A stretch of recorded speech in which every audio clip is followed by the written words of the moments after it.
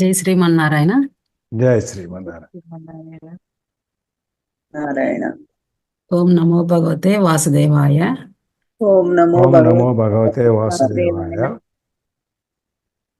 ఈరోజు మనము చెప్పుకోబోతున్నటువంటి భాగవతంలో భాగంగా మనం మొన్న చెప్పుకున్నాం 25 అవతారాలు ఉన్నాయి అనేసి మనకి శుకబ్రహ్మ గారు చెప్తా ఉన్నారు.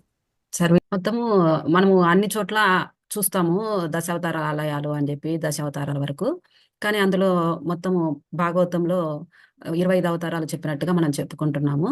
అందులో 2 రకాలుగా చెప్తున్నారు. 22 అవతారాలు ఒకరు, 25 అవతారాలు ఒకరు. అందులో మనము మొన్న యజ్ఞ వరాహ అవతారం ఒకటి చెప్పుకున్నాము. అలాగే ముందుగానే మనం కథ చెప్పుకునేటప్పుడు యజ్ఞ వరాహమూర్తి అవతారానికి ముందే మనం కథ చెప్పుకునే సమయంలోనే మనం సనక సనందనాథులు అనే వాళ్ళ గురించి కూడా చెప్పుకున్నాం. ఎందుకంటే వాళ్ళు సనక సనందనాథులు విష్ణుమూర్తి దర్శనానికి వెళ్ళి అక్కడ కుదరక ఆ జయ విజయులను శపించినందువలన వా ఈయన యజ్ఞ వరాహ అవతారం ఎత్తాల్సి వచ్చింది. అంటే ముందుగా మనకి భాగవత అవతారాలలో తీసుకున్నట్లయితే ముందుగా సనక సనందనాథులు అనేవాళ్ళు మనకి మొదటి అవతారంగా చెప్పుకుంటున్నారనమాట.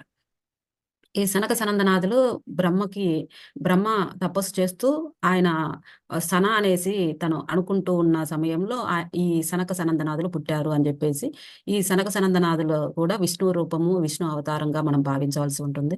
వీళ్ళు నలుగురు అనమాట సనక సనందనాథులు. సనకుడు, బ్రహ్మ మానస పుత్రులలో వీళ్ళని కూడా తీసుకొని రావచ్చు. ఎందుకంటే ఆయన ద్వారా పుట్టినటువంటి, ఆయన శరీరం నుండి పుట్టినటువంటి వాళ్ళు.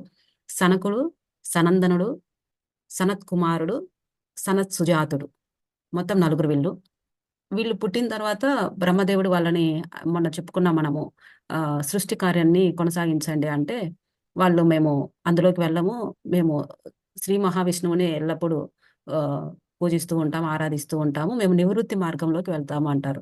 నివృత్తి మార్గం అంటే ఈ ఆ గృహస్థ ఆశ్రమంలోకి రాకుండా బ్రహ్మచారిగానే ఉంటూ ఆ ఆధ్యాత్మిక మార్గంలో ఆ దైవనామం చెప్పుకుంటూ మోక్షాన్ని పొంది ఆయనలో లీనమైపోవడాన్ని మనం నివృత్తి మార్గం అనుకుంటాం. ప్రవృత్తి మార్గము అనేది ఏంటంటే మనం ఇలా గృహస్థాశ్రమంలో గడుపుతూ ఈ సంసార బంధంలోనే ఉంటూ ఇందులో నుంచే భక్తి మార్గంలో ఆ దైవాన్ని మనం స్మరించుకుంటూ మనము చివరికి మోక్షాన్ని పొందడాన్ని ప్రవృత్తి మార్గంలోకి తీసుకుంటాం. అలా నివృత్తి మార్గంలోనే ఉంటాం మేము, మీరు చెప్పిన సృష్టి కార్యాన్ని మేము చెయ్యము అని చెప్పి వాళ్ళు అనడంతో బ్రహ్మకి ఆయన చెప్పిన మాట వాళ్ళు చేయలేదనేసి మీరు 5 సంవత్సరాల బాలురుగానే ఎప్పుడు ఉంటావు అని వాళ్ళని ఆయన చెప్పడము. ఆ విధంగా సనత్ కుమారులు ఎప్పటికీ కూడా 5 సంవత్సరాల బాలకులుగానే ఉంటున్నారనమాట.